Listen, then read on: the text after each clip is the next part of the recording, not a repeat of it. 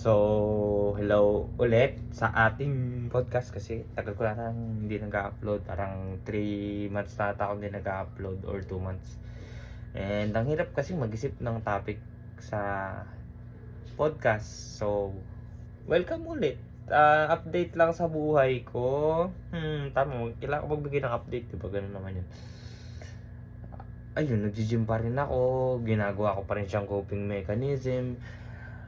Ano pa ba mga ginawa ko this past few months? Feeling ko gym lang talaga yung pinaka naging pinaka naging kwento nung buhay, nung mga nakaraang buwan ko. Nag-focus lang talaga ako sa sarili, which is yung pag-gym lang, and yun lang. Bisita ng mga kamag-anak, yan, ganito, ganyan. Bakasyon. Ewan ko, wala na akong gustong gawin halos. Like, staying at home is a thing na sa akin ngayon. And wala, I don't feel bored anymore. Like, hindi katulad dati na dapat lagi ako nasa labas. Ngayon. Okay na ako nasa loob ng bahay na lang. So, ito, may naisip akong podcast. Kasi, matagal-tagal na rin siya eh. Dapat nga matagal ko nang tinalakay ito eh. Dapat matagal na talaga, literal. Ayan, may naisip na akong tanong. Yung podcast na to kasi, sa mga inuman namin magtotropa, natatanong ko talaga siya kasi minsan sabi ko, pre, paano nyo nahahanap yung paano nyo masasabing nandito na kayo sa point ng buhay nyo na to? Kasi one time, hindi lang one time, maraming beses na sa inuman, tatanungin ko yung tropa ko, pre, paano mo masasabing fulfilled ka na? Paano mo masasabing masaya ka na? Paano mo masasabing eto na yung point ng buhay mo na magse-settle ka? So, yung mga tanong na yun, nag-indicate siya sa akin na, sabi sa akin ng tropa ko, pre, ganito yan. Yung happiness is ganito, yung fulfillment is ganito. Tapos sabi ng tropa ko, you are empty, sabi niya sa akin, na dapat daw yung sarili ko, hanapin ko yung isang bagay na hindi magpapasay sa akin. Kumbaga, hindi naman sa hindi magpapasay sa akin, hanapin ko daw yung isang bagay na parang sa palagay ko makukontento ako. Tapos, tinanong ko din yung tropa ko, pre, paano ko ba hahanap yung isang bagay na yun? Sabi ko sa kanya, huwag mong hanapin, yun yung sinagot niya sa akin. Along the way, malalaman mo kung ano yun, bagay na magpapasaya sa'yo. Sabi niya, maaaring pera, pero malabo eh, sabi niya, malabong pera, sabi niya. So, ewan ko, hindi ko actually alam kung ano yun. Tapos, dun, napaisip ako, no, that I am a fucking empty vessel. So, siguro kaya ako ginawa tong podcast na to kasi alam ko na hindi lang naman ako yung nakaka-experience ng ganito. Hindi lang naman ako yung nakaka-experience ng pagkalito sa buhay, syempre. Lahat tayo dadaan sa umpisa, eh, 'di ba? So, 'yun, mapapatanong ka na lang eh. Minsan ba napatanong ka na sa sarili mo kung ano yung purpose mo sa buhay? Kung saan ka dapat papunta, tsaka kung ano yung dapat na ginagawa mo ngayon. Ewan ko lang ha. Wait lang, sasara ko muna yung pinto, no? Kasi madalas, this past few weeks, this month, madalas natatanong ko yun sa sarili ko, no? Lalo na yung mga schoolmate ko, ganito na sila, ganyan na sila, like, nade-delay na ako sa mga bagay na dapat ginagawa ko. So, kada araw na hindi ko nagagawa yung mga bagay na dapat ginagawa ko, napapatanong ako sa sarili ko, what if ginawa ko to? Will I feel fulfilled? The fulfillment, ganon. Tapos, yun, napapatanong ako, hindi ba dapat ganito yung ginagawa ko para sumaya ako? Kaya, napapaisip din ako, like pagdating sa clinic na dapat ganito yung ginagawa mo kasi para hindi ka nahuhuli. Dapat tatapusin mo na tong ganitong bagay. Pero napaisip din ako, kung natapos ko ba yung bagay na yun, magiging masaya rin ako. Siguro on some point, yes. Pero hinahanap ko pa rin yung tunay na saya or na fulfillment. Kasi I am fucking empty. Kasi 'di ba pag empty ka, wala eh, empty ka eh.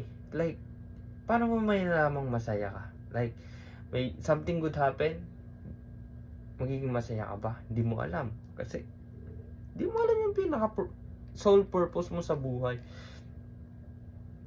So, feeling ko, yung, yung, yung matanong mo lang sa sarili mo na ano yung purpose mo sa buhay itself is parang napakalaking maze niya na kasi lahat ng tao hinahanap yung purpose niya habang nabubuhay siya.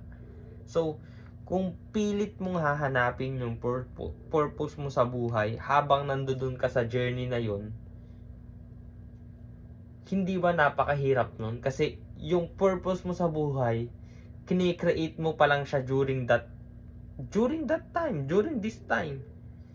Kumbaga, that is why I feel fucking empty. Kasi, yung purpose ko sa buhay is nilalakaran ko pa lang. Ginagawa ko pa lang yung purpose ko sa buhay. Hindi ko alam ako, nagigets nyo ako.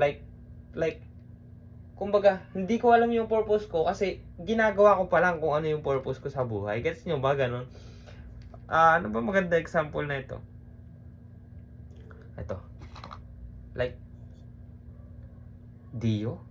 Sige, sabihin na natin yung Dio. Ang purpose ni Dio is magtanggal ng amoy sa kanyang kilikit. Ng amoy ng tao.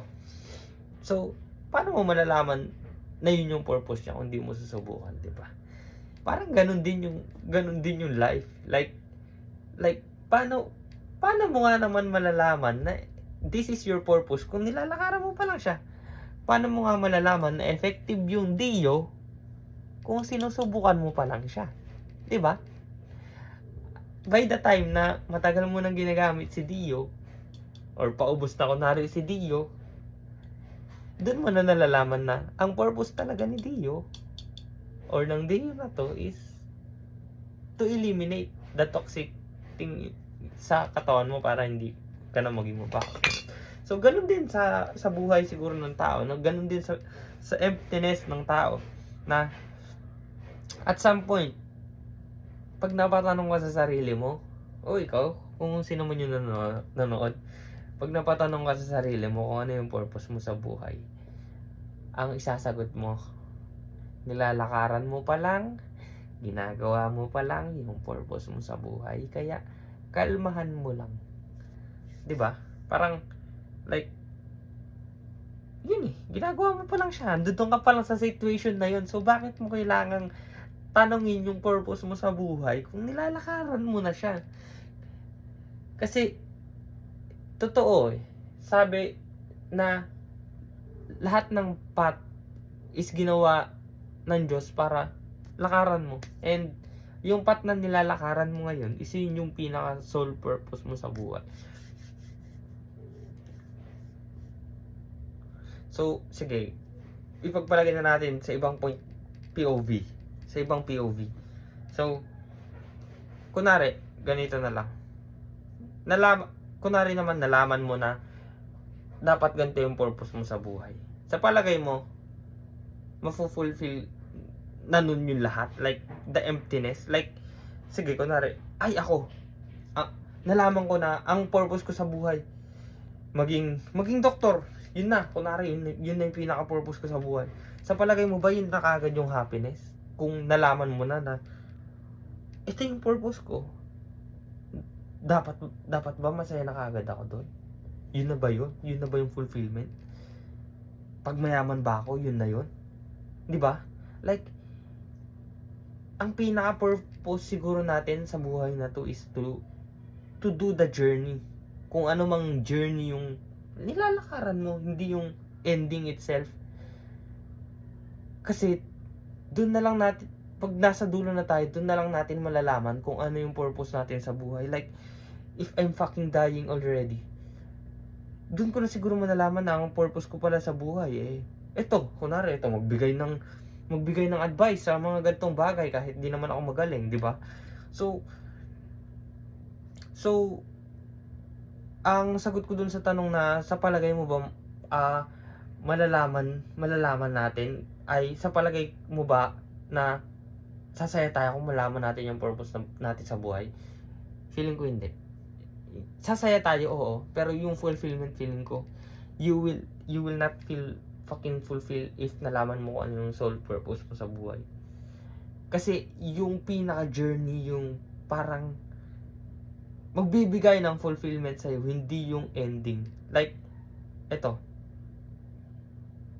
example, sa clinic namin, hindi yung literal kasi nag-aaral pa lang ako. Sa clinic namin, ang journey, napakahirap.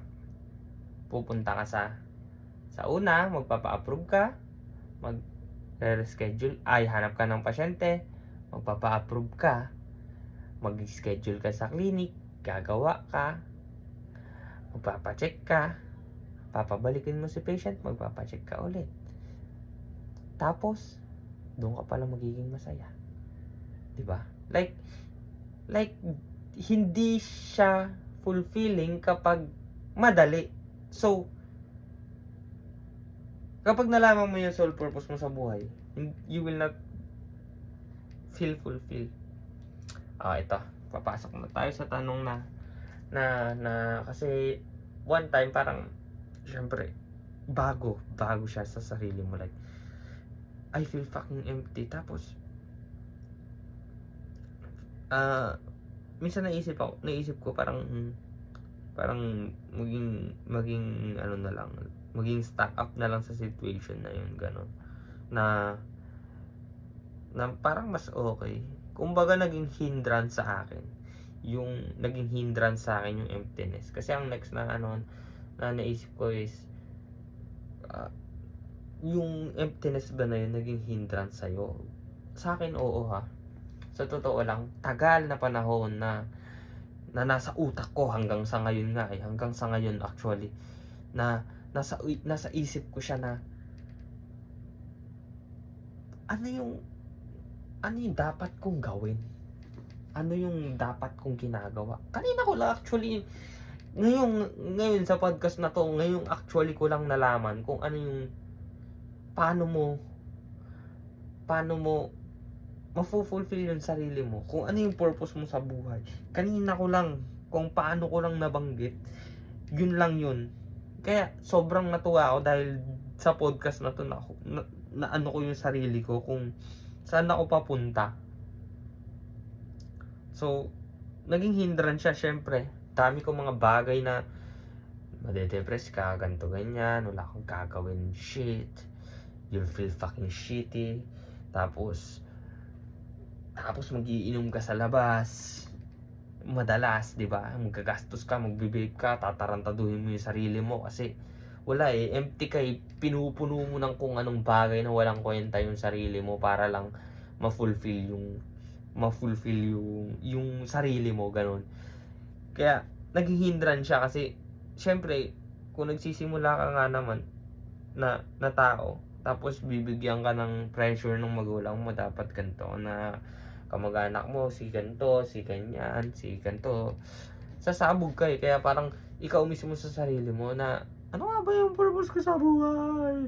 Bakit nga ba ako dapat ganito? Ba't hindi pa ako ganun? Ba't pa ako ganito? Tapos ayun, after niya maging hindrance, naging hindrance hindi, charot lang. After niya maging hindrance, dahan-dahan, ngayon, inaano ko pa rin siya. Hindi ko nung masasabing tangina, gamay na gamay ko na to. Hindi ganon. Hirap pa rin ako actually, no? Pero, ano naman, gumagawa naman ako ng paraan, syempre, para may mga bagay naman akong ginagawa na paraan na para mais yung yung emptiness na sinasabi ko. Like yung una kong content which is gym as a coping mechanism. Pero mamaya may tatalakayin tayo. Tapos pag-iinom. Pero hindi naman yung inom na katulad nung dati na sige inom ako ganito araw-araw. Inom ako ganito araw-araw. Ang inom ko na lang ngayon is kung may celebration, ganyan, labas ako. Kakain ako sa labas, maglalakad ako, makikinig ako sa music. Yan yung mga bagay na na na na na ginagawa ko, no? Tapos pag nagawa ko yung mga bagay na yun, I feel fucking fulfilled kasi ito na yun, 'di ba? Like may part talaga ng buhay na sasaya ka kahit papaano, no? Naging effective ba yun? Oo, at some point. Pero yung ngayon, yung sa gym, feeling ko, minsan napapaisip ako ba, ginagawa ko na lang yung gym kasi gusto kong takasan yung fact na walang kwenta yung buhay ko. Like, gigising ako sa umaga. Almusal ako, kunwari hindi ako nag-gym. Gising ako sa umaga, almusal ako. What's the next step? Ano yung next step na gagawin ko? Pagka-almusal ko, wala na. Tatanghalian ako, wala na. Tatambay na ako magdamag, wala na. Kaya sabi ko parang yung gym ginagawa ko na lang ngayon Ngayon napaisip ako, hindi lang ngayon, like naisip ko siya ng mga nakaraan na yung gym ginagawa ko na lang siyang excuse or escape para sabihin, uy, may ginagawa ko ngayong araw uy, productive ka, uy, ganito ka, uy, consistent ka. Parang ewan ko, sa akin somehow nagiging toxic na yung gym. Hindi naman toxic na yung nakaka-damage na, pero hindi ba parang like ginagawa ko na siyang escape for me to feel happy dahil hindi lang wala ako ginawa dahil wala ako ginawa ngayong araw, hindi ganoon kasi parang wala ako ginawa, nag-gym naman ako, ganoon. Parang somehow yung gym nagiging ineffective na sa akin kasi nagiging toxic na nga kasi yun nga ewan ko, siguro dapat humanap na ako ibang hobby bukod sa pag-gym. Like magbasa-basa siguro. Wala kasi libro na binabasa ko. Feeling ko, ano nga ulit yung title nun? Basta may binabasa akong libro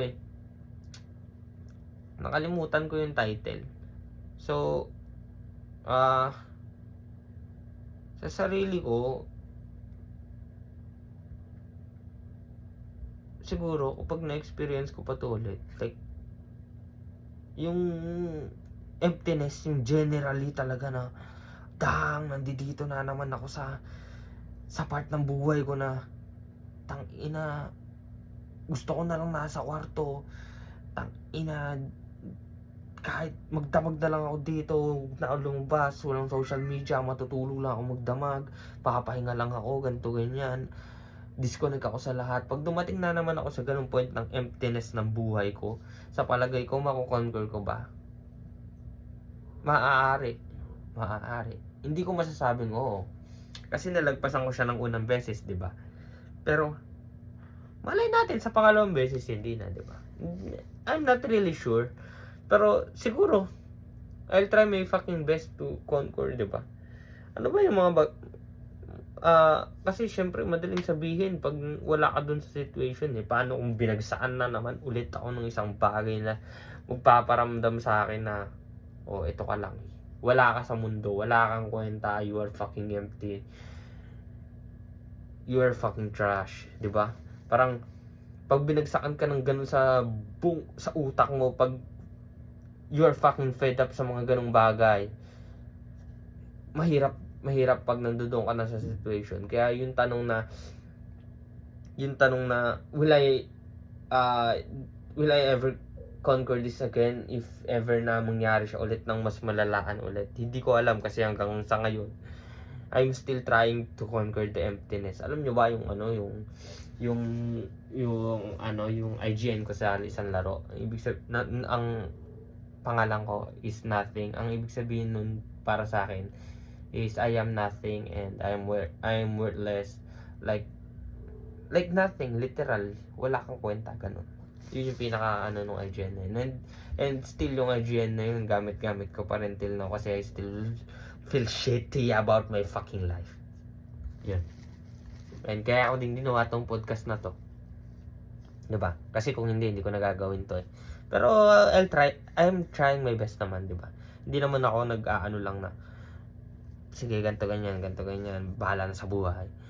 I'm fucking trying my best, no?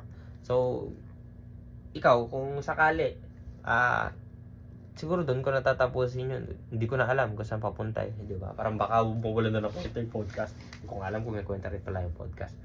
Tapos ayun, ikaw, kung sakali, kung sino ka man nanonood, if you feel fucking empty, a word of advice, huwag mo i-rush yung sarili mo kasi lahat naman tayo nag-aano ng purpose natin sa buhay. Lahat tayo hinahanap yung purpose natin sa buhay. Like, yung ibang matatanda nga dyan, di pa nila alam yung gusto nilang gawin, ganun. Yung ibang matatanda, nagbabago pa yung isip. Di ba nga, kung may ano pa. Hindi siya maganda example may mag-asawa na ng matagal na ilang taon, naghiwalay pa kasi si ganito, nakahanap ng ganyan. At some point, parang dun pumapasok yung, hindi pa nga natin alam yung yung ibang tao nga hindi pa alam yung purpose nila sa buhay, tas ikaw, pinipilit mong alamin. So, pagdaanan mo lang kung ano yung dapat mong daanan. Yun yung pinaka number one tip to